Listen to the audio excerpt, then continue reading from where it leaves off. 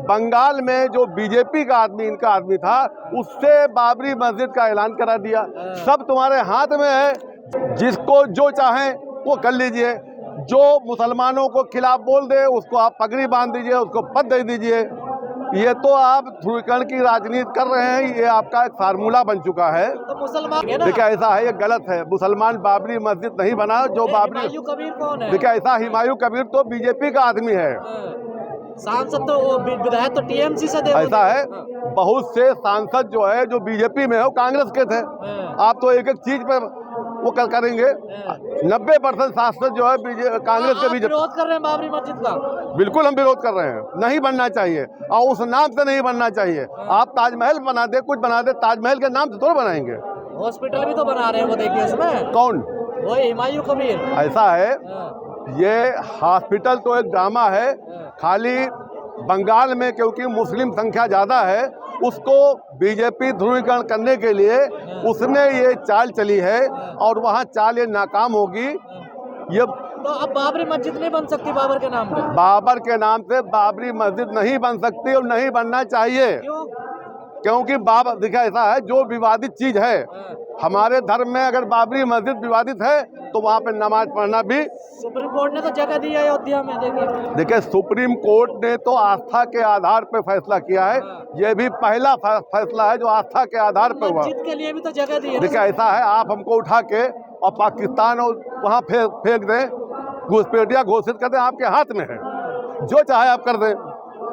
लेकिन देश का, हिंदुस्तान के लोग अब ये समझ चुके हैं, अब वो उनकी राजनीति झूठ चलने वाला नहीं। 15 लाख मतलब जो है खाते में जाएंगे, धीरे धीरे जो है ये खत्म हो रहा है। अब जब बिल्कुल बेईमानी पर आप उतारू हैं ईएम मशीन, तो आप हरियाणा जैसे जहाँ पे पूरी, जिस गांव में आप जाते थे वहाँ जनता वोट देने को तैयार थी, लेकिन वहाँ हार गए। बिहार में ही हाल था। तो आपके हाथ में है। हम तो कहते हैं, हम तो ऐलान करना चाहते हैं, विपक्षियों को चुनाव ही नहीं लड़ना चाहिए, उनको ऐसे हलवा दे देना चाहिए। तमाम साधु संत कह रहे हैं कि मुसलमानों से खतरा है हिंदुओं को। देखिए ऐसा है, मुसलमान हमेशा देशभक्त रहा और देश की आज़ादी में हिस्सा लिया। आपको पता है, इतिहास गवाह है।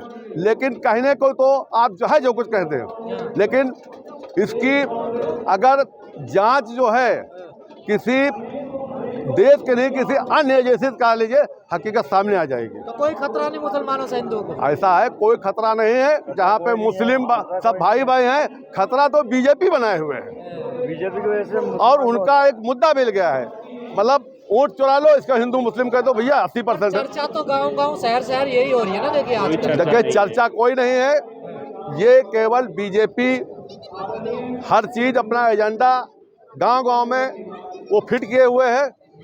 65% वोट अब भी बीजेपी खिलाफ है, लेकिन सरकार उनकी है क्योंकि वो उनकी बनेगी। तो लगातार तो चुनाव हार ही रहे हो। देखिए ऐसा है, लगातार चुनाव हारना, जब हम ही जो है मालिक हैं, तो जिसको चाहो हरा दो, जिसको चाहो जिता दो। आप मालिक तो जनता है ना। जनता नहीं मालिक। जनता अगर मालिक होती तो मोदी जी कब से हट चुके होते।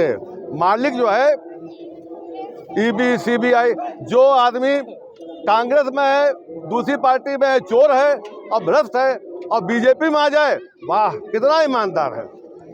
देखिए आप जनाधार का अपमान कर रहे हैं। जनता जो जनाधार, देखिए जनाधार का अपमान नहीं कर रहे हैं, हम झूठ का अपमान कर रहे हैं, झूठ का। तो जो जनादेश जनता दे रही है बीजेपी को। देखिए ऐसा है, जनादेश तो आपकी सरकार चाहे जिसे जनादेश ले ले। पहले कभी कांग्रेस की सरकारों में सांसद खरीदे नहीं जाते थे। इनकी सरकार में जिसको चाहे खरीद लो, जिसको चाहे वो कर दो, जिसकी चाहे सरकार तोड़ दो, सब उनके हाथ में। तो कांग्रेस नहीं है, सब कुछ हो। देखिए ऐसा है, कहीं ने तो आप पुराना नेहरू जी पर इतिहास लेके चलते हैं। आज की तारीख में इससे ज्यादा भ्रष्ट कोई पार्टी नहीं। धन्यवाद।